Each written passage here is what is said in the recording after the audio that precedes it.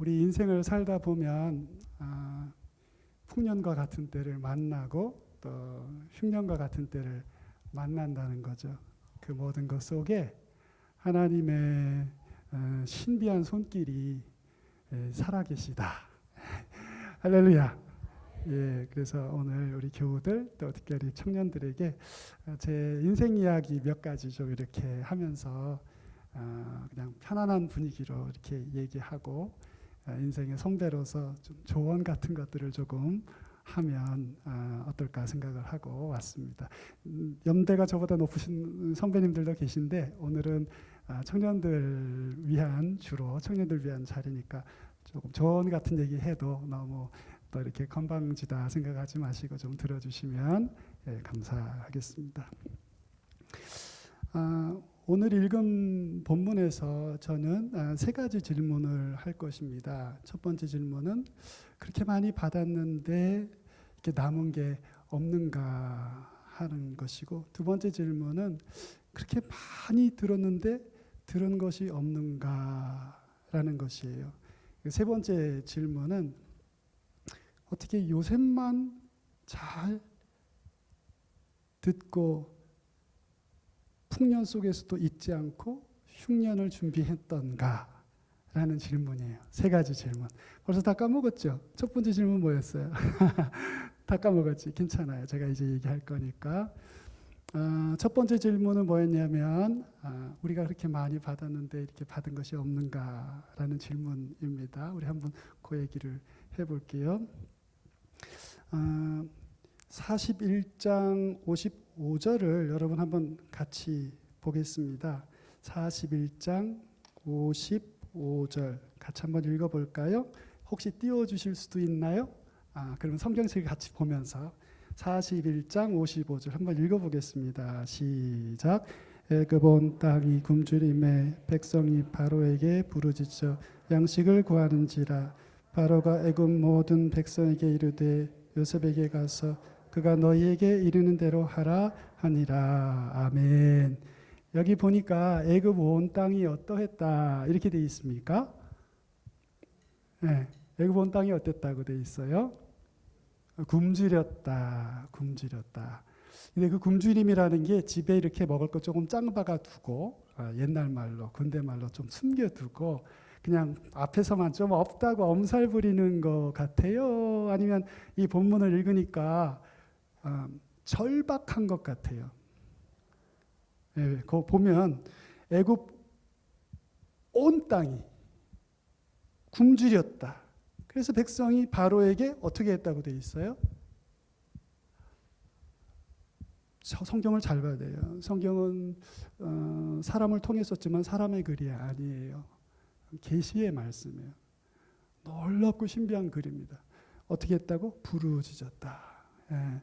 여기 되게 여러분 나타나는 게 어떤 거예요? 절박하죠. 절박해요. 이상하다 말이죠. 이 본문 이게 말이 되나?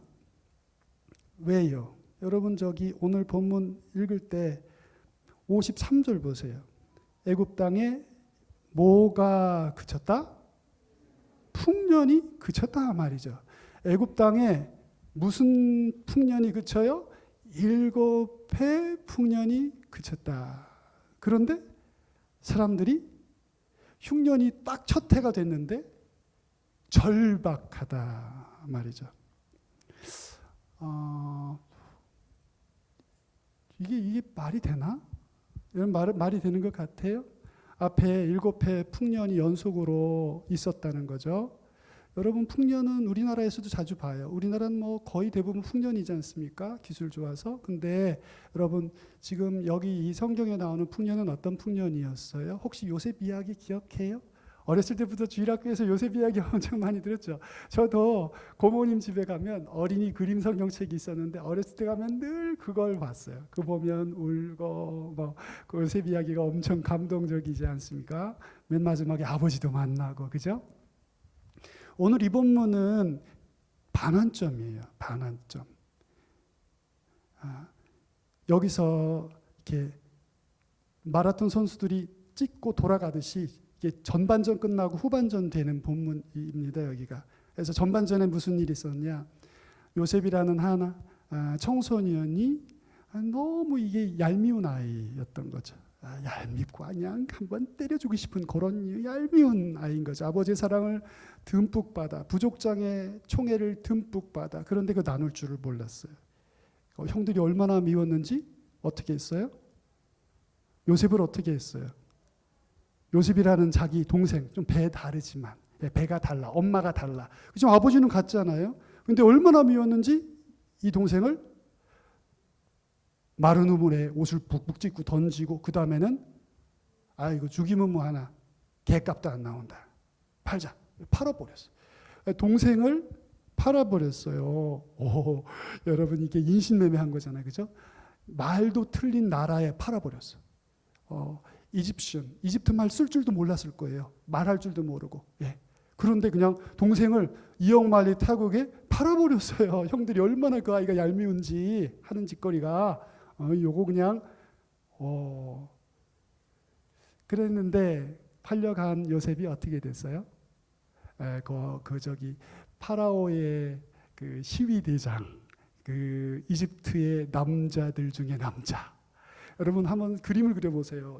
그 이두박근, 삼두박근, 그다음에 이 갑바, 등치. 이집트의 남자 중에 남자인 그 보디발의 집에 그 종으로 팔려간 거죠. 그랬는데 어떻게 됐습니까? 팔려갔다가 거기서 성실하게 일을 했고 하나님의 은혜로 집사장 제일 높은 사람 됐단 말이죠. 집에서 노예들 중엔 제일 높은 사람 됐단 말이죠. 그리고서는 거기서 이렇게 있다가 잘 되는 것 같더니 어떤 일이 생겼어요? 제가 지금 소환을 해내는 거예요. 여러분 기억 속에 있는 요셉 이야기를 이유가 있어서 자꾸 묻는 거예요. 그래서 무슨 일이 있었어요? 잘 나가서 막 풍년인 줄 알았는데 갑자기 똑 떨어져서 감옥에 들어가죠. 감옥에 왜 들어갔어요? 보디발의 여자가 여러분 그 얼마나 이뻤겠습니까? 생각해 보세요. 이집트의 남자 중에 남자가 택한 여자인데 얼마나 이뻤겠어요, 여러분. 생각해 보세요. 근데 그 여자가 요셉 좋다고 막 쫓아다녔던 거지. 요셉이 그 거절했다가 이 여자가 화가 나니까 무고를 한 거지, 무고. 요즘도 그런 일 많죠, 여러분. 최근에도 막 그런 일이 있었잖아요, 그죠? 그래서 막 이 요셉이 감옥에 들어가는데 왕의 죄수를 가두는 감옥이다. 이 무슨 감옥이에요, 여러분? 정치범 수용소예요. 들어가는 날은 있는데 나오는 날은 없어요. 거기 들어갔을 때 여러분 얼마나 낙심되고 좌절되고 절망하고 힘들었겠어요. 그런데 거기서 어떤 기회가 있어요? 긴 이야기를 짧게 하면 거기서 파라오 이집트의 왕의 꿈 얘기를 들었는데 그 꿈을 해석해 주죠. 그 꿈 내용이 뭐였어요, 여러분? 그 꿈에 파라오가 꿨는데 살찐 토실토실한 소떼가 7마리가 딱 나왔는데 어디선가 흉악하고 몰골이 아주 사나운 꽉 마른 소 7마리가 나와서 둘이 딱 섰는데 그 꽉 마른 뼈만 남은 앙상한 소들이 살찐 소들을 싹 다 잡아먹었다는 거예요. 이게 꿈 내용이에요. 근데 꿈의 마지막 내용이 더 중요해. 그러고서 뭐라고 그 파라오가 말을 했어요. 이집트의 왕이 그 꿈속에서 살찐 소들이 잡아먹혔는데 그 살이 깡마르고 그 몰골이 흉악한 소들이 먹었는데 먹은 듯하지 아니하였다. 이렇게 얘기를 했어요. 그리고 또 비슷한 꿈을 한 번 더 꾸죠. 통통한 이삭 7개 나오고 마른 이삭 7개 나왔는데 마른 이삭, 통통한 이삭을 싹 다 잡아먹었는데 파라오가 보니까 또 어땠다? 먹었는데 먹은 것 같지 아니하였더라. 요게 중요한 거예요. 요게 그죠? 요게 중요한 거지. 꿈 해석을 하죠. 요셉이 뭐라고 꿈을 해석했어요? 나는 질문하는 재주밖에 없는데 어떻게 하면 좋지 이거? 요셉이 뭐라 그랬어요? 하나님이 일을 정하셨다. 되게 중요한 일을 정하셨다. 7해 풍년이 연속으로 오는데 어마어마한 풍년이 올 거다. 슈퍼, 울트라, 메가톤 뭐 이런 풍년이 올 거다. 그런 다음에 그거 끝나고 또 뭐가 온다? 7해 흉년 오는데 이건 또 어마무지한 건데 앞에 모든 풍년을 싹 다 자취도 없이 남김없이 사라지게 하고 풍년이 있었던 걸 사람들이 기억도 못하게 할 만한 흉년이 온다고, 곧 온다고, 이런 꿈을 꿨고 그걸 요셉이 해석을 한 거죠. 그래서 딱 얘기하니까 파라오가 뭐라 그랬어요? 요셉이 거기까지만 해석했으면 요셉이 아니지. 참 요셉이 지혜로운 게요. 마지막에 말도 안 하고 요구도 안 했는데 대안까지 붙여서 줬잖아. 빨리 지혜로운 사람을 택하사 이 풍년을 잘 해서 흉년을 대비하십시오 하는 대안을, 그렇게 뭐 특별한 대안은 아닌데 대안까지 딱 붙여 딱 줬어요. 해석이 중요하고 대안이 중요하잖아요. 파라오가 볼 때 야, 너 같은 사람이 없다. 네가 해라. 그리고 금목걸이 풀러주고 반지 빼주면서 이제 에집트 온 땅에서 너의 허락 없이 수족을 놀릴 자가 없을 것이다. 뭐 이렇게 얘기를 해서 일약 정치범 수용소에 갇혔던 죄수가 뭐가 됐어요? 국무총리가 돼버렸어. 프라임 미니스터. 예. 1인지하 만인지상, 우리나라 말로 하면 전하 상감마마 할 때 맨 앞에 앉아있는 그 사람 된 거죠. 예, 대단한 일이죠. 이게 그렇게 된 다음에 풍년이 7해가 쭈르륵 왔어요. 그게 전반전의 마지막이에요. 그리고 지금 오늘 읽은 본문은 바로 반환점이죠. 이 본문 시작해서 어떻게 됩니까? 예고됐던 흉년이 시작되죠.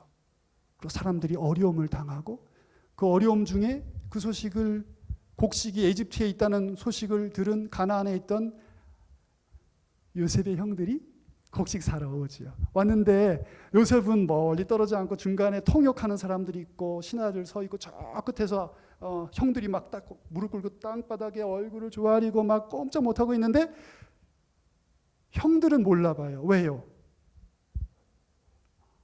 이집트 옷을 입었고 관복을 입었고 그다음에 이게 아이섀도우를 남자나 여자나 다 했잖아요. 이집트 사람들은. 여러분 이집트 피라미드 보면 이렇게 돼 있죠. 아이섀도우 이렇게 두껍게 하잖아요. 이렇게 두껍게. 못 알아보는 거예요. 중간에 통역도 있고 히브리 말 통역하고. 예. 히브리인들은 이집트 사람들에게 무시받는 민족이었어요. 예. 부정하다고. 부정해. 양떼 소떼 치니까 냄새 나잖아요. 예. 부정하다고. 가까이 안 해. 그래서 저쪽에서는 고개도 못 들고 있는데 요셉은 단박에 알아봤죠. 예. 애증의 쌍곡산. 저놈들을 어쩌나 저걸 잡아먹어 족쳐 죽여 살려 막 혼자서 그냥 감정의 모든 이 폭발을 다 맞고는 결국 마지막에 어떻게 해요? 나를 여기 보낸 건 형님들이 아니다. 누구다? 하나님이 보내셨다. 이러고 용서하고 화해하고 구원해주고 그러면서 창세기가 마무리되는 거예요. 오늘 우리가 읽은 이 본문은 그 긴 이야기의 반환점인데 사람들이 늘 그냥 다 지나가요. 예. 그냥 읽고 그냥 지나가. 오늘 여기서 제가 이 세 가지 질문에 대한 이야기를 여러분과 나누려고 합니다. 여러분, 제가 맨 처음에 얘기했는데 아니 7년 연속 풍년이 왔다며. 그게 뭐 슈퍼 울트라 뭐 그랬다면서요. 한번 본문을 확인을 해볼까요? 얼마나 많이 왔는지. 여러분 47절을 한번 보세요. 47절. 7해 풍년의 토지 소출이 얼마나 많았다? 매우 많았다. 그래서 그걸 다 저장을 했다는 게 48절 내용이고 49절 보세요. 얼마나 많은지 한번 읽어볼까요? 쌓아둔 곡식이 바닷모래같이 심이 많아 세기를 그쳤으니 그 수가 한이 없음이었더라. 얼마나 많았다고요? 바닷모래같이 많았는데 심히 많았다. 그래서 어떻게 했다고? 카운트가 불가능했어요. 카운트가. 네. 얼마나 많았는지. 그랬는데 여러분 제가 맨 처음부터 계속 얘기하는데 풍년이 딱 끝나고 흉년이 딱 되고 나니까 백성들이 어떻게 했다고요? 바로 앞에 달려가서 온 땅이 굶주렸는데 바로 앞에 가서 부르짖었다고. 여러분 이 두 가지가 같이 동시에 사실일 수 있습니까? 앞에 7년 동안 풍년이 어마어마했다는 말이 조금 과장 아닐까요? 과장. 그게 과장이 아니면 아니 어떻게 그 어마어마한 풍년이 7년이나 계속됐고 이제 흉년이 딱 1년 됐는데 왜 백성들이 이렇게 절박하냐고. 여러분 이상하지 않아요? 모세가 인간을 좀 무시하는 철학을 갖고 있는 사람이라 그런가요? 그의 인간관이 그렇잖아요. 그의 인간관이, 모세의 인간관이. 창세기에 인간은 타락한 존재잖아요. 타락해서 본성이 부패한 존재잖아요. 그래서 그런 인간관을 가진 모세가 쓴 기록이기 때문에 이 사람을 이렇게 무시하는 건가? 아닌가요? 아니면 그때는 옛날이라 나라에서 세금을 많이 갖고 갔나 보지 뭐. 그래서 백성들이 남은 게 없나 보지 뭐. 국가는 그 풍년 때 모은 거 가지고 술 셀 수가 없었다면서 통계가 불가능했다면서 그거 가지고 7년, 6년 다 살았잖아. 지중해 연안에 몰려드는 가난한 사람 다 팔고 그래가지고 이집트가 완전히 땅이랑 무슨 짐승이랑 무슨 자유민의 독립의 권리라는 거 다 파라오께로 다 돌아갔잖아. 요셉이 이거 다 사가지고 다 돌려서. 강력한 전제군주제가 되는데 요셉이 한몫한 거죠. 이집트의 그 풍년의 7년의 곡식이 워낙 많으니까 그 일들을 다 했단 말이에요. 그런데 백성들은 흉년이 시작되고 1년 만에 아무것도 없었단 말이죠. 국가에서 다 갖고 갔나 보죠. 근데 여러분 얼마 세금 걷었는지 혹시 알아요? 성경에 써 있는데 5분지 1 걷었어요. 이게 요셉의 법이었어요. 요셉이 그 모든 지혜를 베풀면서 세금은 딱 5분지 1만 거두십시다. 그래서 5분지 1을 거뒀어요. 그리고 5분지 4는 누가 가졌어요? 백성들이 가졌어요. 근데 왜 온 땅이 굶주렸냐 말이죠. 이상하지 않아요? 여러분 함무라비 아세요? 함무라비? 루브르 박물관에 가면 함무라비 법전 그 돌비석이 있어요. 저도 가서 보느라고 밤새 차를 타고 가서 하루 종일 보다가 왔어요. 가방 메고 배낭 메고 가서 그거 보려고 밤중에 9시에 밤에 고속버스 타고 밤새 들어가서 루브르 앞에 아침에 8시 도착. 그래서 하루 종일 루브르 가서 보고 함무라비 법전도 봤어요. 크지도 않아요. 요만해요. 함무라비 법전에 세금 얼마 거두는지 아세요? 5분지 2 거뒀습니다. 모세 시대보다 300년 위에요. 함무라비는 위대한 법치를 주장한 임금이었어요. 그 시대의 센세이셔널한 위대한 군주였습니다. 그때 마음대로 왕이 죽이고 살리던 그때의 법치를 주장했으니까 얼마나 앞선 사람이에요. 근데 그도 그의 법전에 5분지 2를 거두라고 그랬다고. 근데 요셉은 얼마 거뒀다고? 5분지 1. 많이 거둔 거예요? 조금 거둔 거예요? 정말 조금 거둔 거죠. 5분지 1로 흉년을 다 커버하고 나라가 그냥 부국 강병하게 됐잖아요. 근데 백성은 5분지 4 가져갔는데 왜 이렇게 절박하지? 여러분 이 성경의 묘사와 보고가 마음에 드세요? 저는 처음에 믿을 수가 없었어요. 앞에 게 과장인가 보지. 근데 한참을 이렇게 생각하다가 내 모습을 생각해 보면서 이게 사실일 수 있겠다는 생각을 하게 됐어요. 우리 어르신들 새털같이 많은 날들 다 어디에 쓰셨어요? 그 많은 아침과 저녁들, 그 모든 삶이 주는 기회들, 다 어디로 갔나요? 여러분의 그 젊음과 건강은 다 지금 어디에 있습니까? 그것으로 값치르고 산 좋은 삶의 보화와 같은 보물들이 여러분의 창고 안에 가득히 있습니까? 예수 믿어서 복 받았지요. 우리가 예수 믿어 복 받았죠. 그건 맞아요. 그런데 주신 그 은혜에 비교하면 우리가 정말 은혜 앞에, 하나님 앞에 너무 남은 게 없다는 생각 혹시 안 하세요? 하나님이 주신 그 모든 은혜들, 말씀이 주셨던 그 감동들, 내 영혼을 흔들고 찢고 녹였던 하나님의 성령의 영감들, 여러분 다 어디다 쓰셨어요? 먹고 사는데 썼죠. 먹고 사는데. 보면 없어. 남은 게 별로 없어. 하나님의 은혜로 정말 지금 잘 살고 있지만 근데 하나님의 은혜에 비교해 보면 정말 너무 하나님 앞에 가난해요.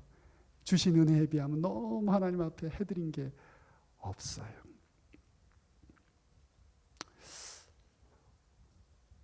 여러분 하나님 앞에서 부유한 성도들 되시길 축원합니다.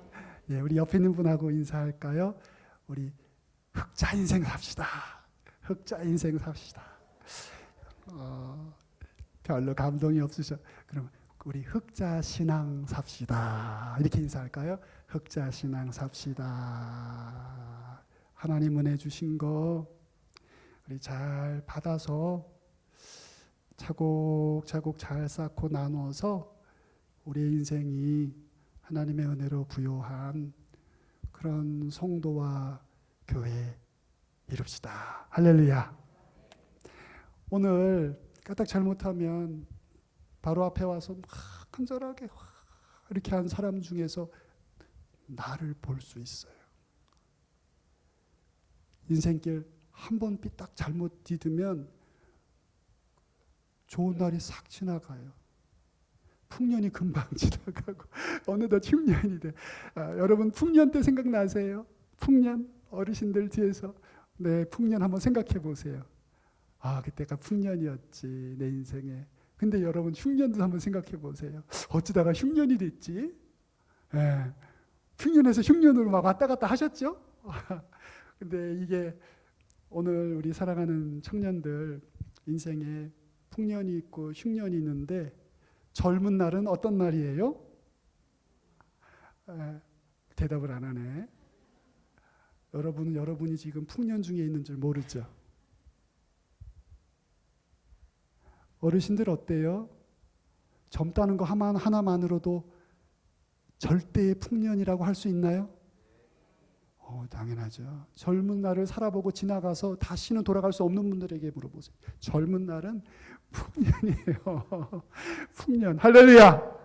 여러분 지금 풍년을 지나고 있다는 것을 인지해야 돼. 지금 이 절대 풍년을 내가 지나고 있구나. 7 years. 풍년에 rich year, 7 years.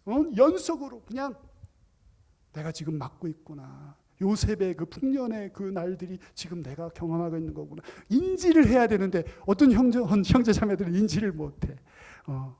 그날이 그날이고 뭐 게임하다 밤새고 뭐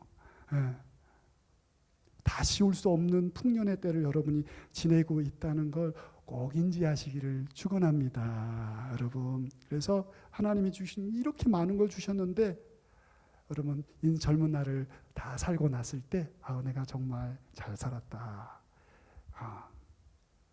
할렐루야. 그런 청년들 그런 생애들 되시기를 축복합니다. 어떻게 하면 많이 받았는데 하나님 앞에 부여할까요? 하나님께 여쭈며 살아야 합니다. 하나님께 여쭈어야 돼요.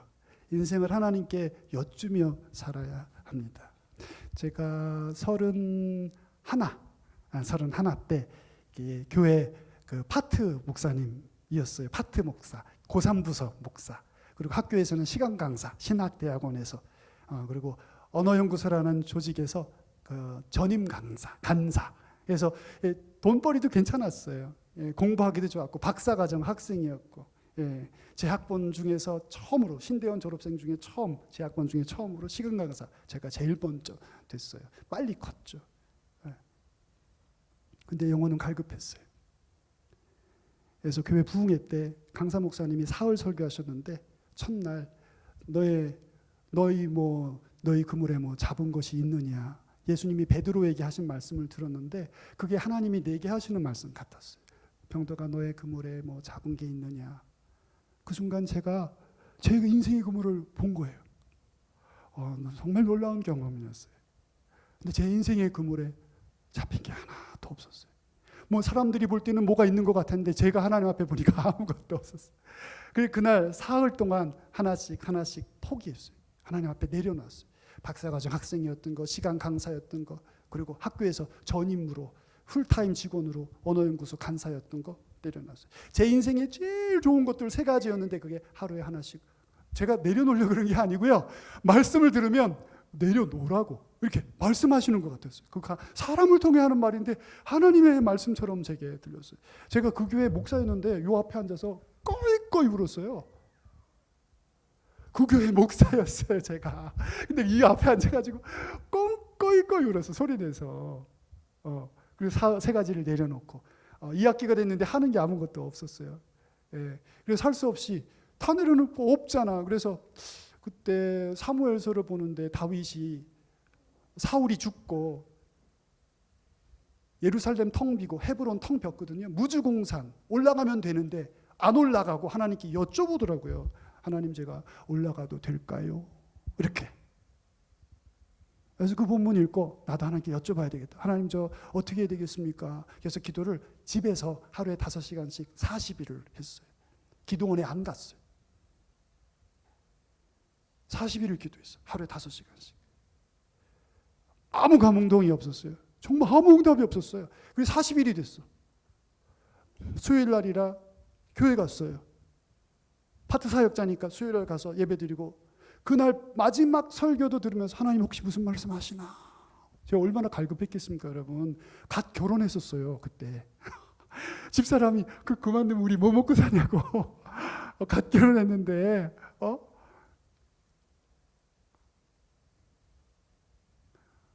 마지막 날 수요예배 마치고 아무 감동이 없어서 입이 이만큼 하나님 앞에 나왔었어요. 제가 그렇게 열심히 기도를 했는데 하나님 내게 아무 말씀도 안 하시는구나. 정말 낙심해서 토닥토닥 땅이 꺼져라 발을 디디면서 교회 문턱을 나오는데 담임 목사님이 부르시더니 박 목사님 지금 뭐 파트 사역교회 학교에서 뭐 하던 거 다 관뒀다면서 내년부터 들어와서 날 좀 도와주지.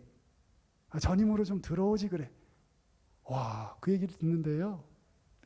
이 머리털이 다 서요. 몸에 있는 솜털도 다 서는 것 같아요. 너무 놀랐어요. 와, 하나님이 내 기도를 들으셨구나. 놀랍죠, 여러분? 정말 신기했어요. 저는 그때 제가 그때도 목사였고 그렇지만 와, 간절한 만큼 제 인생의 기로를 놓고 하나님 앞에 기도했는데 하나님이 들으셨어요. 그래서 제가 여러분 다 내려놨잖아요. 그래서 그 다음에 그 교회 전임 사역을 시작을 했어요. 전임 들어갔죠. 근데 2월 8일 날 이사해서 들어갔어요. 사택이 준비가 안 돼서 2월 8일 날 해 바뀌고 가을 지나고 해 바뀌고 들어가는데 2월 8일 월요일이었을 거예요. 제가 주일날 예배 마치고 하나님 제가 주님 말씀 기도하고 주님 응답 주셔서 가는데 주님 약속의 말씀을 좀 주십시오. 이렇게 기도를 하고 성경에 어디 이사 가는 사람 없나 생각했다 보니까 전에 하나님께 여쭈었던 다윗이 이사 가잖아요. 그래서 그 이사 본문을 이렇게 들여다봤어요. 그 다윗이 이사 가거든. 저기 이 시글락이라는 그 블레셋의 한 도시에서 헤브론으로 이사 갑니다. 그래서 그 이사 가면 무슨 일 생기나 보니까 아이들 낳았다고 아이들 명단 나오고 그다음에 전쟁을 하면 전쟁마다 되게 열세인데 전쟁은 꼭 이겨요, 다윗이. 그 두 가지가 나와. 그래서 속으로 하나님 가서 사역하면 저도 이제 승리를 경험합니까? 할렐루야, 아멘. 그리고 아이들 명단 막 있으니까 하나님 제가 결혼한 지 이제 1년이 됐는데 아직 아이가 없는데 이제 아이도 주십니까? 아멘 하고 주일 밤을 지내고 월요일 날 이사하고 그 주간에 저 아내가 저한테 아이 생겼다고. 여러분 웃죠? 제가 집사람한테 그 말 한 게 아니에요. 저만 알고 있은 거예요. 저만 그렇게 기도하고. 내 아내가 아이 생겼다고 와서 해서 제가 여러분 제 영혼의 상태가 어땠을 것 같습니까? 그런 말을 들었을 때. 제가 주일 밤에 이사 가는 사람 성경에서 찾다가 거기 찾고 이사 가고 나면 기도하고 여쭙다가 가면 어떻게 되나 뭐 봤는데 여쭙다가 간 사람 보니까 이런 일이 있었구나. 그럼 저도 그렇게 해주세요 하고 딱 기도하고 딱 이사 갔는데 그 주간에 목요일 날 딱 그런 얘기를 들으니까 여러분 정말 여러분 신기했습니다. 여러분 하나님께 여쭈면서 하세요. 제가 대학 때 개척교회에서 총무했어요. 2년 동안. 신학과 1학년, 2학년 그 교회 총무했습니다. 주일학교 아이들 30명, 중고등부 12명, 청년부 3명, 그거 다 제가 했어요. 목사님이 다 강도사님이셨는데 다 저한테 맡겼어요. 교회가 천호동이었어요. 천호동. 저는 사당동 살고 그때는 21번, 24번 버스 다녔는데 그 교회 기도회 시간, 모임 시간 저녁에는요 차 타면 1시간 반씩 걸렸어요. 전 대학 생활이 하나도 없어요. 대학 때 카페에 5번도 못 들어가 봤어요. 당구장도 한 번도 못 들어가 봤을 거예요. 그 교회 섬기느라고. 그때 수요일도 가고 금요일도 가고 토요일도 가고 주일도 가고, 주일날 찬양대도 지휘했어요. 주일학교는 오전에도 예배드리고 오후에도 예배드리고. 생각해 보세요. 제가 뭐 했겠나. 정신이 하나도 없었어요. 학교 가면 맨날 졸고, 수요일날 되면 교회 가야 돼, 금요일날 되면 교회 가야 돼. 그때는 금요철야가 또 철야였잖아요, 목사님. 24시간 새벽까지. 와, 제가 1년 그렇게 하고 2년 그렇게 하고 매년 한 10월 달쯤 되면 하나님 저 좀 빼주세요. 이렇게 빼주세요. 저 젊어요. 대학생이에요. 공부해야 되겠어요. 저 유학 가고 싶어요. 대학 졸업하면 바로 유학 갈래요. 하나님 저 꿈이 커요. 막 이렇게 기도했어요.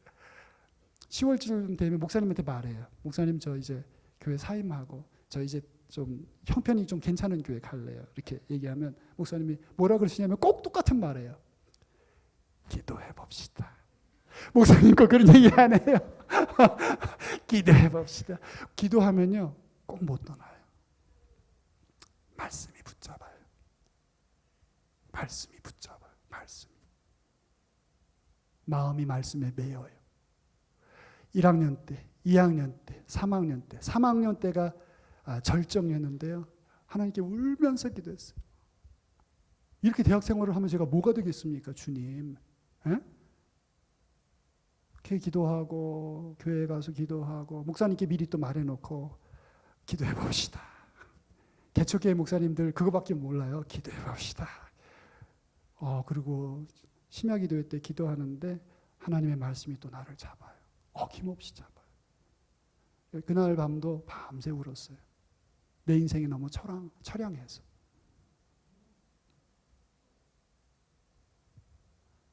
그날 밤에 하나님이 제게 이렇게 응답을 주셨어요. 병덕아,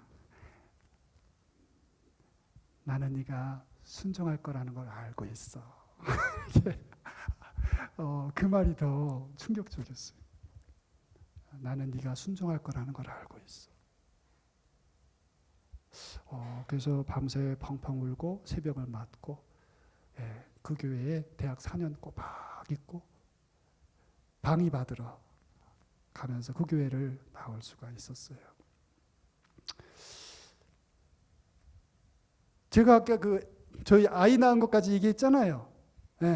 대학 때 얘기해서 다시 이제 31살로 돌아온 거예요. 그래서 교회 전임되고 그 교회에서 제가 이제 목회한다고 이제는 학교 박사과정 시간 강사 다 포기하고 이제 그건 없다고 생각하고 나와서 전임을 그 교회에서 7년을 있었어요. 저 이게 개척할 때가 됐어. 그 교회 개척 도와주거든요. 근데 하나님이 나보고 공부하래요. 너무 기가 막혀서 하나님 그 말이라고 하세요. 그 말씀이라고 하세요. 언제 다 내려놓고 포기하라 그럴 땐 언제시고 지금 제 나이가 몇인데 아이가 셋이고 38인데 무슨 공부를. 그때 셋이었어요. 그때. 근데요 하나님이 다리로 발로 제 엉덩이를 차는 것 같이 강력하게 공부하러 나가라. 계속 이상한 일이 생겨요. 계속 신기한 일들이 생깁니다, 여러분. 와, 정말 어마어마했어요. 그래서 제가 뜻이 완전히 정해진 제가 포기하고 목사님께 말씀드리고 유학을 떠나기로 하고, 제가 뭐고 돈이 있어요. 저 양쪽 부모님 다 가난뱅이고, 이제 떠나겠다고 목사님한테 말하고 교회 사임할 때도 비행기표 살 돈도 없었어요. 사임서 내고 당회에서 장학금을 주셨어요. 그 장학금으로 비행기표 사고, 저 나오는 날 12월 13일, 제가 떠난 날이 12월 13일이거든요. 그 주간 주일날 저 그만둔다고 그날 얘기하시고, 그날 얘기하시고, 그 전주에 얘기하셨어요. 다음 주에 박병덕 목사 사임한다. 이제 한 주 전에 얘기하시고 그 주간이 됐어. 교우들 나오는 앞에 쭉 교육자들 서 있잖아요. 교육자들 쭉 서 있어요. 제가 다녔던 사역했던 교회는 어른이 주일날 한 3,000명 모이는 교회였어요. 좀 큰 교회였어요. 그 앞에 쭉 늘 서 있던 대로 서 있는데 교우들이 나오면서 저한테 이렇게 봉투를 하나씩 줬어요. 저는 그 교회 7년 있으면서 한 번도 그런 거 본 적 없어요. 한 번도.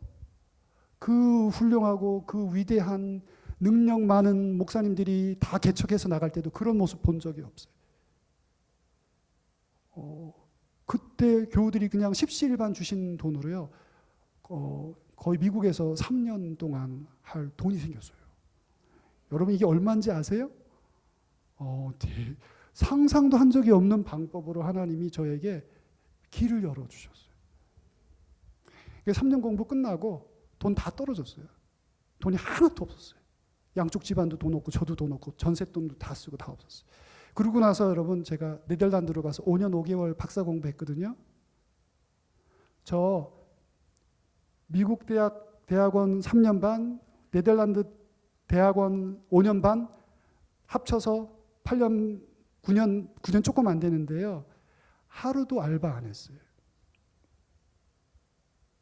안 놀라시네. 제가 아는 사람들은 다 놀래요. 제가 아무것도 없는 걸 아니까. 하나님이 정말 신비한 방법으로 저를 공급하셔서 제가 공부를 다 마치고 돌아오게 됐어요. 저 대학 때 뭐 하고 싶었다고요, 여러분? 제가 대학 때 뭐 하고 싶었다고? 공부하고 싶고 졸업하면 바로 유학 가고 싶고, 근데 하나님이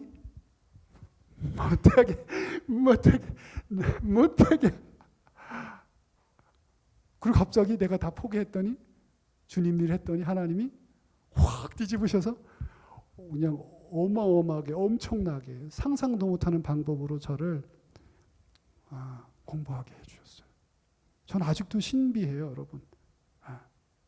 하나님의 일은, 하나님의 길은 여러분 몰라요. 하나님이 뻔한 것 같다는 생각 가끔 들지 않아요? 목사님 설교 한 5년 들으면 들을 만큼 들었다, 이제 뭐 더 설교하실 게 있겠나, 이런 생각 안 들어요? 설교는 그런데 하나님은 안 그러세요. 아멘? 놀라워요. 여러분 정말 놀랍습니다. 하나님의 하시는 일은 너무너무 놀라워요. 그래서 여러분 풍년의 때를 잘 살아서 많이 받은 것을 남기는 젊은이가 되고 싶으면 하나님께 여쭈세요. 하나님께 인생의 길들을 여쭈세요. 하나님 제가 어떻게 하면 좋을까요? 여쭤보세요. 작정하고 사흘이면 사흘, 일주일이면 일주일 기도하세요. 하나님이 신비한 방법으로 응답을 하신 듯 안 하신 듯 여러분을 인도하세요. 돌아보면 그때 기도했는데 기도해서 이렇게 했는데 야 그거 망하는 길인 줄 알았는데 내가 살았네, 이렇게 바뀌어요. 할렐루야. 여러분 그렇습니다. 이거 놀라운 일입니다. 저는 지금도 제 인생이지만 너무너무 신비하고 놀라워요. 오늘 여러분 말씀 하나님 앞에 여쭤요. 다윗도 여쭙고 바울도 여쭈며 살았어요. 하나님께 여쭌 사람들이 다 그때는 어려웠지만 마지막에 위대한 삶의 열매들을 거둔 줄 믿으시기 바랍니다. 그래서 이 풍년의 꿈 속에서 풍년의 때에 지금 여쭤야 돼. 지금 여쭤야 돼. 어르신들도 지금 여쭤도 돼. 네, 지금 여쭈세요. 할렐루야. 그렇지만 젊은이들은 더 지금 여쭤야 돼. 마음대로 살면 안 돼. 내 인생 내 건데 내 마음대로 살지. 그러면 안 돼. 그러면 안 돼. 그럼 손해봐요. 하나님께 의지해야 돼. 하나님이 인도하세요. 지금은 되게 힘들고 아닌 것 같고 내 뜻대로 안 되니까 억울하지만 근데 하나님께 여쭙고 사는 그 삶은 하나님이 상상하지 못한 것들로 다 갚아주시고 함께 해주시는 줄 여러분 꼭 믿으시고 이 풍년의 때에 하나님께 여쭙는 삶으로 많은 열매 거두시기를 축원합니다. 첫 번째 질문은 그렇게 많이 받았는데 이렇게 없는가 하는 거였어요. 그런 인생 아니고 많이 받았으니 많이 갖게 되는 사람들 되시길 축원합니다. 두 번째 질문은 뭐가 될 거라 그랬어요? 그렇게 많이 들었는데 들은 게 없는가 하는 거예요. 아니 그렇게 많이 들었는데 들은 게 없다니 이게 무슨 말인가? 많이 받았잖아요. 근데 남은 게 없죠. 이 이집트 사람들. 근데 그렇게 많이 들었는데 들은 게 없다니 그게 무슨 말인가? 여러분 풍년의 곡식을 7회를 먹으면서 그 꿈에 뭐가 포인트였어요? 제가 아까 쭉 얘기하면서 뭐가 포인트다 딱 얘기했는데 그 꿈 2번 반복하면서 뭐가 제일 중요했어요? 맨 마지막에 저 웃으시는 집사님이 먹었으나 먹은 듯하지 아니했다. 풍년이 중요하다는 거예요? 흉년이 중요하다는 거예요? 흉년이 더 중요해, 얘들아. 흉년 준비해야 돼. 풍년은 준비 안 해도 될 것 같잖아요. 근데 흉년은 준비 안 하면 안 되잖아요. 그러니까 그 꿈의 핵심은 흉년이 온다는 거예요. 겨울이 온다. Winter is coming. 그거예요. 흉년 온다 말이지. 근데 그거를 7년이나 풍년의 곡식을 먹었으면 그 메시지가 그 풍년의 곡식 안에 들어있는 거지 않아요? 풍년의 곡식 안에 흉년의 예고의 메시지가 들어있는 게 아니냐고요. 근데 왜 7년 동안 그걸 날마다 삼시세끼 먹으면서 못 들었냐는 거예요. 매번 말을 했는데, 그 곡식을 먹으면서 매번 들어야 했는데 왜 아무도 그 말씀을 못 들었냐고. 이상하지 않아요? 이렇게 얘기하면 그거 못 들을 수도 있는 거 아닌가? 이렇게 생각하나요? 제가 좀 얘기를 설명을 드릴게요. 여러분, 한 사람이 죄수였는데 꿈 해몽을 잘해가지고 일약 총리가 됐대요. 이런 게 뉴스거리가 될까요? 안 될까요? 이 뉴스가 이집트 파라오의 그 담장, 높은 담장을 펄쩍 뛰어넘어서 저 지방의 모든 이런 관료들, 좀 힘께나 쓰고 돈 좀 있는 사람들이 다 들었을까요? 못 들었을까요? 못 들었을까요? 그때도 사람 사는 데인데. 게다가 하나 더 보태드릴까요? 그 사람이 전직이 뭐라고요? 총리 된 사람, 그 사람 전직이 뭐라고? 전직이? 총리 되기 직전 전직이? 죄수. 죄수가 일약 총리가 됐다. 오호. 근데 그 죄목이 뭐였다고요? 요즘 신문에 많이 나는데, 말하는 게 좀 이런 예배 시간에 그 범죄를 얘기하면 조금 문제가 있으니까 조금 이렇게 덮어서 말하면 파렴치범. 정확하게 이게 형사 고소장이나 이런 데 써 있는 걸로는 강간비수범. 조금 이게 그림이 그려지세요? 그런 전직 죄수가 꿈을 잘 해석해서 그게 파라오의 마음에 들었대. 그래서 총리가 됐대. 이런 이야기가 파라오의 궁정의 그 담을 뛰어넘을 힘이 있었을까요? 없었을까요? 제 질문이 이거예요, 여러분. 뉴스거리였겠죠? 이집트에 방귀깨나 낀다는 사람들, 힘 좀 쓴다는 사람은 전부 다 그거 가지고 가십으로 얘기하고 앉아 있었을 거예요. 그렇잖아요? 게다가 여러분 생각해 보세요. 히브리인들은 이집트 사람들이 존중했다고요? 낮춰봤다고요? 싫은 사람이야. 우리가 낮춰보는 사람이야. 여러분들도 저기 좀 낮춰보는 사람들 있지 않아요? 우리끼리 얘기지만 있잖아. 우리끼리 싫고 좀 그런 사람도 있잖아요. 여러분 그 시대도 그런 시대였던 거예요. 근데 그런 사람이 됐단 말이죠. 그러면 어떻게 해야 돼? 파라오께서 우리 이집트 관료들과 이 귀족들을 멸시하심이 아니니까 상감마마. 안 그랬겠어요? 안 그랬을까요? 안 그랬을까? 뒤에서 자기들끼리 어찌 이런 인사를 하신단 말인가? 인사가 만사인데. 이렇게 안 했을까요? 그 사람 사는 데인데. 거기도 뒤에서 별말 다 했을 거 아니겠어요? 거기 누가 파라오가 내년에 네가 총리해라 이렇게 말을 듣지도 않았지만 어떤 사람은 내년엔 내가 총리 될 사람이었는데 저놈이 굴러와서 나를 이렇게 밀쳐내고 저놈이 총리 됐다고. 이런 사람은 없었을까요? 사람 사는 데인데 왜 없었겠어요? 거기도 그런 바보 같은 사람이 있었을 거라고요. 그죠? 아무도 언질도 안 주는데 자기가 다음번 자기 총리인데 요새 때문에 안 됐다고 말이죠. 거의 이집트 사람들은 세계 최고의 나라였어요. 그때. 지혜 문헌이라고 우리 성경의 잠언이나 또 아가서 같은 것들은 그 문학 양식이 다 이집트에서 왔을 거라고 생각해요. 거기 위대한 나라였습니다, 여러분. 지혜로운 사람들의 나라였어요. 거기 전통 귀족들과 우리말로 하면 과거를 통해서 급제한 그 직원들, 정부 그걸 뭐라 그래? 고위 공무원들이 그 왕궁에 득실득실 했을 거라고요. 근데 그런 사람들이 볼 때 이게 파렴치범이 꿈을 해석해서 됐다고 하니 여러분 같으면 얼마나 미웠겠어요. 눈에 불을 켜고 쳐다보고 있지 않았겠어요?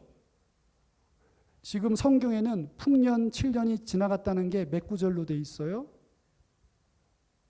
한 구절. 근데 그 사람들 당시 그 시대를 살았던 이집트 고위 관료와 그 사람들에게는 이게 매년 모내기 할 때, 응?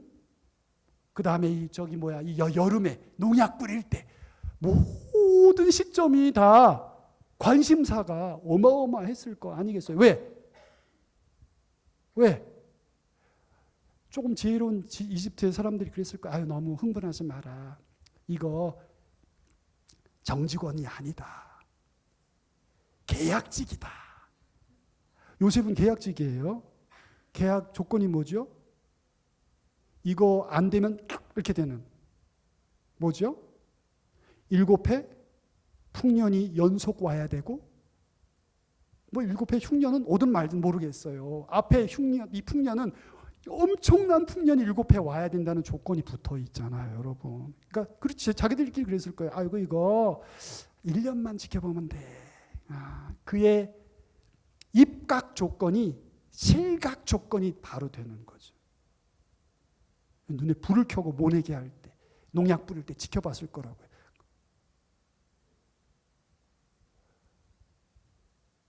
일 년 풍년이 어마어마하게 왔어요. 성경이 말하는 대로. 뭐라 그랬겠어요, 그 사람들이? 저 히브리놈, 죄송해요. 저 히브리놈 재수가 없지는 않구만.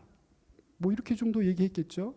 그리고 두 번째 해, 세 번째 해 이렇게 풍년이 어마어마한 풍년이 올 때 슬슬 태도가 조금씩 바뀌었겠죠. 그죠? 그리고 4년, 5년 되면서는 완전히 그냥 이 이마가 땅바닥에 닿도록 머리 조아리고 있었을 거예요. 예. 그 위엄과 권세가 어마어마했을 것입니다. 그 형들이 이집트에 내려왔을 때 요셉이 자기 형들에게 자기들끼리 뭐라고 자기를 소개해요? 내가 파라오의 아비가 되었습니다. 이렇게 얘기하잖아요. 거기에 다 들어있어요. 그 권세와 위엄과 신뢰와 영광이 그 말 안에 다 들어있는. 네. 그러니 여러분, 그런 곡식을 7년 동안 먹었다니까요. 근데 들었어요, 못 들었어요? 흉년의 메시지를 들었어요, 못 들었어요? 못 들었다는 거예요. 저는 이 부분에서 이 일이 매우 신학적이라고 생각해요. 매우 영적이라고 생각해요. 못 들어요. 제가 이 글을 읽고 묵상을 하면서 처음에는 이게 마음에 안 들었어요. 그런데 여러분, 이게 성경의 일관된 메시지입니다. 너희는 잘 듣지 못하는 존재들이다. 너희는 하나님의 말씀을 들을 귀가 없는 존재들이다. 여러분, 이게 성경의 일관된 메시지. 우리의 전한 것을 누가 들었느냐? 우리가 말한 것을 누가 믿었느냐? 주의 팔이 누구에게 나타났느냐? 못 들어요. 여러분, 모세의 날에 홍해를 건너고, 물이 며칠 없자 모세를 향해 돌을 던지는, 믿어집니까? 홍해를 건넜다는 것도 사실 믿기 어려운데 며칠 물이 없다고 돌을 던져요. 여호수아의 날에 여리고성이 하늘같이 높이 닿았다고 사람들에게 보였을 그런 높은 성벽이 지진으로 무너졌다면서요. 함성 속에. 근데 그 금령을, 그것을 보고 금령이 있었는데 금령을 깨고 들어가서 시나산의 외투를 모피코트 와이프 주려고 그랬겠지. 와이프 주려고 그랬겠지. 하나님의 금령이 분명한데 모피코트의 마음을 뺏겼다는 게 여러분 이해가 됩니까? 이런 일이 있을 수 있어요? 예수께서 오셔서 그 선한 일과 착한 일과 그 놀라운 일들을 행하셨는데 결국 못 박았다고, 십자가에. 그럼 믿어지세요? 잘 못 듣습니다. 여러분, 내가 하나님의 말씀을 잘 듣고 있다는 생각을 버려야 돼요. 우리 잘 못 듣습니다. 들을 귀 있는 자는 들으라. 들을 귀가 없어요. 그래서 오늘 여러분, 그렇게 많이 받았는데 없지요. 그렇게 많이 말씀하셨는데 못 들어요. 오늘 젊은 날에 여러분 뭐 해야 됩니까? 잘 들을 줄 알아야 돼요. 듣는 귀 만들어야 됩니다. 착하고 좋은 마음으로 하나님 말씀을 듣는가 날마다 자신을 확인해야 합니다. 시내산 앞에 엎드려서 머리를 조아렸던 그 날의 그 백성들처럼 내가 하나님의 말씀을 들을 때 그 마음으로 듣고 있는가 돌아봐야 돼요. 할렐루야! 하나님의 여쭙는 삶을 살아야 하고요. 젊은 날에 하나님의 말씀을 잘 들으려면 그 말씀에 자신을 기투해야 합니다. 여러분 묵상해요? 아침마다 성경 읽어요? 제가 그 총신대학교 앞에서 저희 어머니가 맹모 삼천지교 하셨어요. 그래서 총신대학교 앞에서 대학생 때, 대학원 때도 그렇고 살았는데 제가 딸 같은 아들이라 아침에 밥 먹을 때 되면 이렇게 그 반찬 어머니 도와줘 반찬 넣고 숟가락 젓가락 이렇게 놓는 거 제가 늘 했어요. 옆 밑에 여동생도 있고 형도 있는데 그런 거 잘 안 해요. 여러분은 어떠신지 모르겠는데 제가 딸 같은 아들이에요. 딸이 있는데도. 근데 제가 평생을 그렇게 했는데 그날은요. 아무것도 안 하고 있는 형이 너무 미운 거예요. 너무 미워요. 너무 너무 미워서 그날은 막 부해가 막 차고 막 그래. 내가 왜 이렇게 살아왔나 막 본전 생각나고 막 그런 날이 있었습니다. 그런데 특별히 화는 못 내고 올라왔어요. 학교에 올라와서 성경책 펴고 그날 읽을 순서가 어디였냐면 요한복음 21장이었습니다. 여러분 요한복음 21장 한번 펴보시겠어요? 제가 그날 아침 이 성경을 봤는데 21장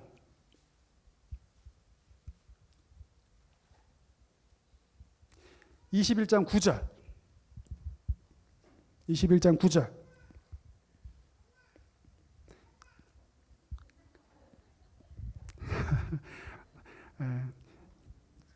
같이 읽어볼까요? 9절 시작. 육지에 올라보니 숯불이 있는데 그 위에 생선이 놓였고 떡도 있더라. 여러분 이 앞뒤의 구절 제가 설명을 해드려야지 아실 수 있을까요? 요거 예수님 부활하시고 갈릴리 바다에서 제자들 다시 만나신 그 장면이잖아요. 밤에 맞도록 했는데 아무것도 없었고 새벽녘에 누군가 와서 고기 좀 갖고 오라고 뭐 이렇게 해가지고 제자들이 지금 고기 다시 잡고 그리고 보니까 베드로가 보니까 예수님이신 거야. 그래서 우통 벗고 바다에 첨벙 뛰어들어서 이렇게 나오고 우통을 입고 나왔지. 우통을 입고 나와서 무태 올라오니까 뭐가 있었다는 거예요? 9절에 보니까 뭐가 있어요? 왜 답을 그렇게 못하세요? 숯불, 그 다음에 또 생선, 그리고 떡. 그리고는 예수님이 12절에 보면 뭐라고 되어 있어요? 와서 조밥 먹어라. 제가 이거 아침에 형한테 했던 말이거든요. 형 아침 먹어. 이 말을 했는데 아침에 올라왔는데 딱 예수님이 이 말을 제자들에게 하는 거예요. 좀 충격. 그날 아침 충격.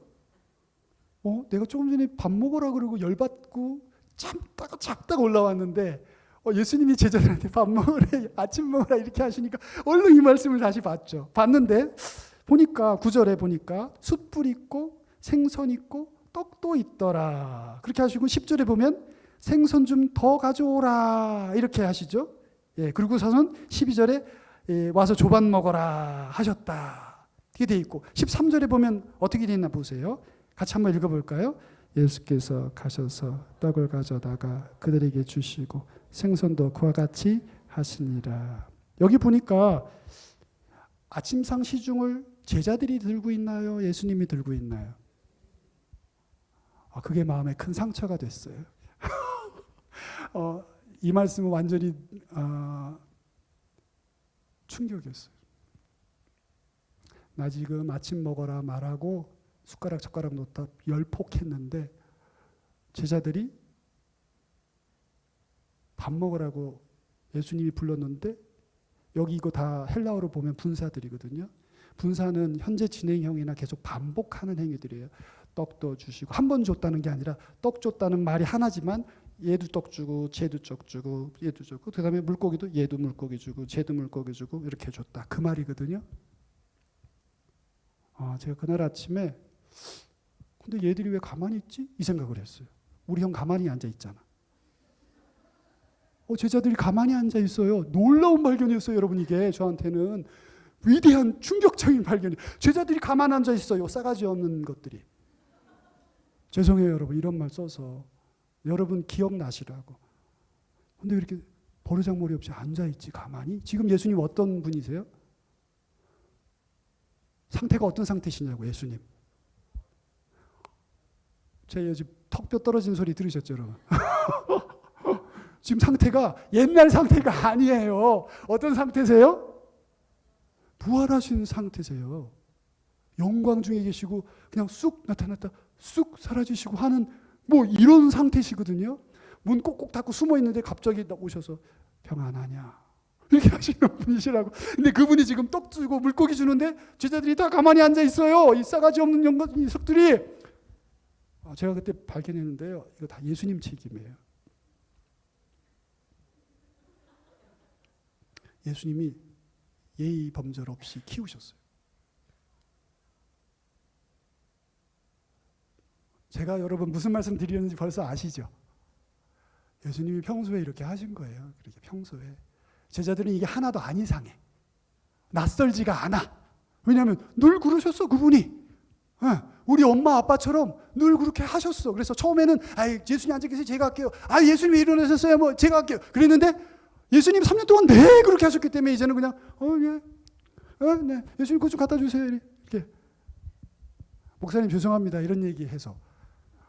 앞으로 그래도 목사님한테 그러면 안 돼요. 예수님이 제자들을 3년이 보이더라고요. 예수님이 제자들과 3년을 어떻게 지내셨는지 쫙 보였어요. 제 눈에. 진짜 충격받았어요.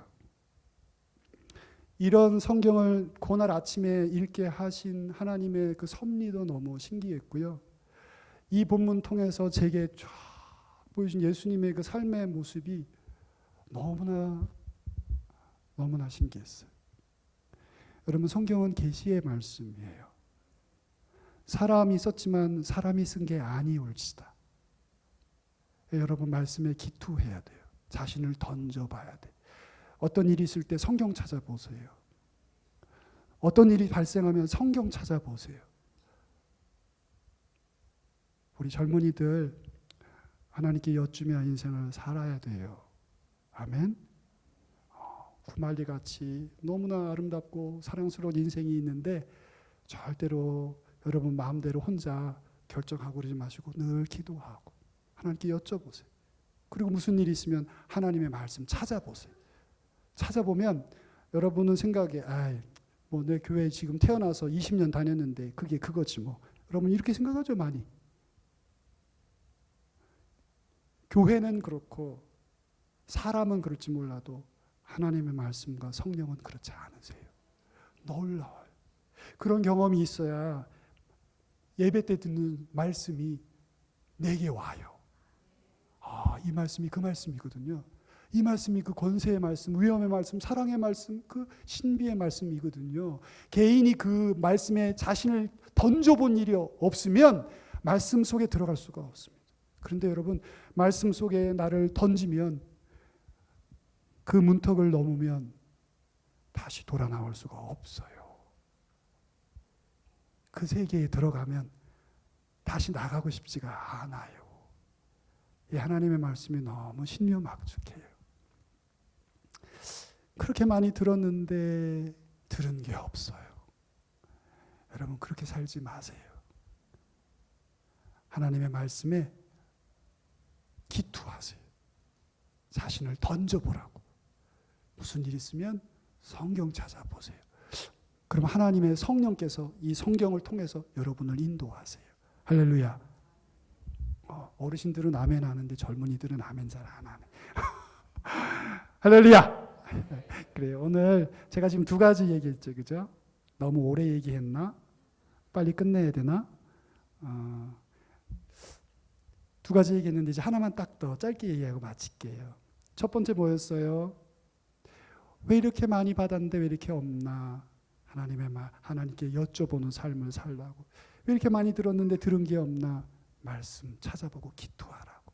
세 번째 질문은 온 땅이 다 준비를 못했는데 어떻게 요셉은 준비를 했지? 이 질문이에요. 제가 이렇게 물어보면 사람들이 목사님 나 참 요셉이잖아요 이렇게 얘기해요. 요셉이잖아요. 요셉. 성경인물 요셉. 이렇게. 그건 제가 원하는 답이 아니에요. 생각해 보세요. 어떻게 요셉은 온 땅이 다 풍년 속에서 흉년을 잊었는데 풍년 속에서 흉년을 기억했을까요? 요셉이 꿈 꿨잖아요. 그거 요셉 꿈인가요? 누가 꿨죠? 요셉이 꿨어요? 파라오가 꾼 거 해석해 줬잖아요. 근데 어떻게 요셉은 예굽 온 땅이 풍년 속에서 요셉도 아닌 말로 지금 권세의 절정, 영광의 절정, 권력의 절정에 서 있는데 타락하고 방심하고 나태하고 침륜과 부패에 빠져들 가능성이 왜 없었을까요? 이집트의 그 똑똑하다는 지혜로운 궁정의 그 관료들이 이거 어마어마한 자원이 생기는데 팔레스타인에 군사작전 한번 하러 가야 됩니다. 이렇게 말하는 똑똑하다는 이집트 사람 없었을까요? 그 모든 풍년의 와중에 어떻게 요셉은 한 가지에 매진하고 잊지 않고 준비했냐 그 말이에요. 어떻게? 시간이 너무 지나갔으니까 제가 답을 바로 드릴게요. 요셉은 풍년과 흉년의 종합 선물 세트를 인생에서 2번이나 하늘에서 받았어요.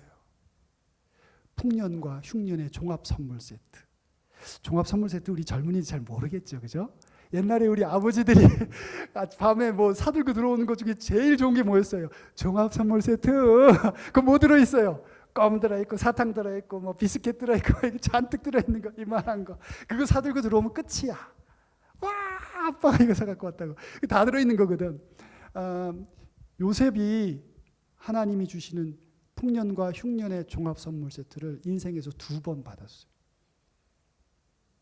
언제죠? 첫 번째가 아버지 집에 있을 때 부족장 후계자의 신분으로 영광스러운 옷을 입고 쏟아지는 아버지의 사랑과 총애를 어쩔 줄 모르고 혼자 다 퍼먹었던 그래서 얄미운 아주 그냥 싸가지가 없는 어떤 그런 아이였던 거예요. 제가 너무 요셉을 막 그리고 있나?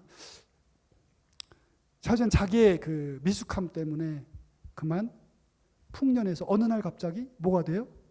흉년에 굴러떨어져요. 마른 우물에 굴러떨어져요. 팔려가서 노예가 되죠. 고생하죠. 그리고 다시 2번째 풍년을 맞이하죠. 언제예요? 보디발의 집에서 집사장이 됐어요. 여러분 저기 과테말라나 아니면 저기 필리핀의 어떤 거기 조그만 동네 촌장 아들이 미국에서 무슨 뉴욕의 무슨 빵집 사장 된 거랑 똑같은 거예요. 어마어마하게 출세한 거예요. 어마어마하게. 비록 노예지만 풍년이 됐죠. 하나님이 요셉이 하는 모든 것에 복을 주셨다 써 있잖아요. 풍년을 맞이했죠. 근데 어떻게 됐어요? 풍년이 계속 됐어요? 어느 날 갑자기 흉년이 찾아왔죠. 근데 전에는 첫 번째 풍년에서 흉년 굴러 떨어질 때는 뭐 때문에 떨어졌어요? 자기의 미숙함 때문에. 2번째 풍년에서 흉년으로 굴러 떨어질 때는 뭐 때문에 떨어졌어요? 경건함. 대조가 되죠? 요셉이 많이 바뀌었어요. 변화됐어요. 풍년에서 흉년으로 굴러떨어진 건 똑같지만 이유가 달라요. 처음에는 사랑을 혼자 다 먹어서 떨어졌고 2번째는 하나님 앞에 거룩하려고 하다가 흉년에 떨어진 거죠. 여기서 풍년이 흉년과 붙어 있구나. 풍년에서 흉년으로 갈 때는 갑자기 가는구나. 흉년에서 풍년 올라가려면 너무너무 어렵구나. 배웠어요. 그래서 요셉은 진짜 풍년과 흉년이 있을 때 풍년 속에서도 흉년을 잊지 않고 준비할 수 있었던 거예요. 할렐루야. 여러분, 저는 이런 생각해요. 왕의 감옥에, 왕의 죄수들을 가두는 감옥에 갇혔을 때 그 속에서 여러분 얼마나 낙심됐겠어요. 생각해 보세요. 나갈 날이 없어. 복무 연한이 없어. 그냥 몇십 년을 있어도 꺼내주지 않으면 계속 거기 있어야 되는 거예요. 형들이 얼마나 미웠겠어요. 형들이 얼마나 미웠겠습니까? 근데 여러분 더 힘든 게 뭐였겠어요? 형들이 너무 보고 싶은 거예요. 내가 그때 왜 그랬나? 내가 그때 왜 그렇게 얄밉게 말하고 행동했나? 내가 그때 그 아버지의 쏟아지는 사랑을 조금씩만 나눠주고 같이 나눴어도 됐는데 내가 그때 형들한테 왜 그랬나? 애증의 쌍곡선이 그러면서 여러분 하나님은 얼마나 원망스러웠겠어요. 생각해 보세요. 내가 그렇게 하나님 경건하게 살려고 애쓰고 헌신하고 했는데 내게 뭐 이런 일이 다 생기나? 여러분 그런 일 없어요? 살다 보면 요셉처럼 경건하게 살다가 억울한 일 당하고 교회에서 봉사하다가 본전 생각나는 일들 생기는 그런 때가 없습니까? 요셉이 감옥에서 얼마나 억울하고 얼마나 복장받치고 얼마나 아버지가 보고 싶고 내가 인생을 왜 그렇게 살았나 후회하지 않았겠어요. 근데 여러분 놀라운 게 뭐예요? 그 모든 것이 마지막 요셉을 되게 한 거예요. 여러분 너무 신기하지 않아요? 신비합니다. 여러분은 이걸 섭리라고 하는 걸 기억해야 돼요. 섭리. 요셉은 섭리의 사람이에요. 지금은 안 보이는데 살고 돌아보면 보여요. 그게 뭐냐? 우리가 하나님의 사랑의 계획 안에 있다는 거예요. 여러분 지금 어렵고 이해할 수 없는 어려움 중에 혹시 있어요? 받아들이기 싫은 어떤 현실과 상황 속에 낙심하고 노여워하고 분노하고 불평하고 여러분 우리가 하나님의 사랑의 계획 중에 있어요. 믿으시면 아멘. 이게 놀라운 거예요, 여러분. 놀라운 것입니다. 하나님을 사랑하는 자, 곧 그 뜻대로 부르심을 입은 자들에게는 모든 것이 합력하여 선을 이룬다. 이게 섭리예요. 이게 하나님의 사랑의 계획 안에 내가 있다는 거예요. 지금 목화 내 눈앞에 아무것도 안 보여요. 새까맣고 답답하고 죽을 것 같아요. 그런데 여전히 내가 하나님의 사랑의 계획 안에 있다는 거예요. 여러분 놀라운 일입니다. 할렐루야. 우리가 얼마나 하나님의 큰 은혜를 그리스도 예수 안에서 받았는지 몰라요. 그래서 여러분 감사해야 돼요. 힘들고 어려워도 젊은 날부터 감사하세요. 할렐루야. 여러분 힘들고 어려운 거 있어도 감사하세요. 그러면 감사할 게 꼭 하나씩 있어요. 꼭 있어. 없지가 않아. 정말 힘든데 있어. 감사할 게. 어떻게든 감사할 게 있어요. 감사하세요. 항상 기뻐하라. 쉬지 말고 기도하라. 범사에 바늘구멍으로 황소바람 들어와요. 여러분의 영혼에 바늘만한 구멍이 뚫리면 그리로 좋지 않은 게 황소바람 들어와요. 요즘에 마음 아픈 사람 많잖아요. 저도 마음이 아픈 적이 있어요. 잘 알아요. 조그만 구멍 뚫리면 두지 마시고 얼른 막으세요. 뭘로 막아요? 기쁨으로 막아야 돼. 기쁨으로. 내 속에 기쁨이 왜 없는가 질문하세요. 지금 내가 왜 안 기쁜가 질문하세요. 기쁜 게 정상이에요. 우리가 그리스도 예수 그분 때문에 하나님의 놀라운 섭리 때문에 그분의 사랑의 계획 중에 우리가 놓여 있다는 것 때문에 우리가 기뻐해야 돼요. 그래서 기쁨으로 그걸 다 막아야 돼. 빨리 기뻐해야 돼. 항상 기뻐하고 심하고 기도하고 범사에 감사해야 돼. 감사하는 우리 성강교회 식구들 되시길 축복합니다. 우리 청년들 오늘 제가 0에서 1 이런 얘기도 제가 이런 말만 해도 다 알죠, 무슨 말인지. 이런 얘기도 할 수 있고요. 뭐 좀 날아다니는 이 고급스러운 뭐 이게 저기 뭐 리더십 얘기나 자기 개발 얘기 할 수가 있어요, 여러분. 그런 사람들이 그런 데 가는 것 같아요? 아니에요. 감사하는 사람이 가는 거예요. 감사하는 사람이. 감사가 가장 위대한 청년의 능력이고 특권입니다. 감사하세요. 오늘 설교 너무 오래 했는데 제가 3가지 질문을 했죠, 이 본문에서. 왜 이렇게 많이 받았는데 남은 게 없는가? 왜 이렇게 많이 들었는데 들은 게 없는가? 아니 어떻게 요셉은 그렇게 홀로 준비했는가? 그래서 첫 번째, 여쭈며 살라고. 두 번째, 말씀에 기투하라고. 말씀 찾아보라고. 문제 있을 때마다. 세 번째, 기뻐하라고. 감사하라고.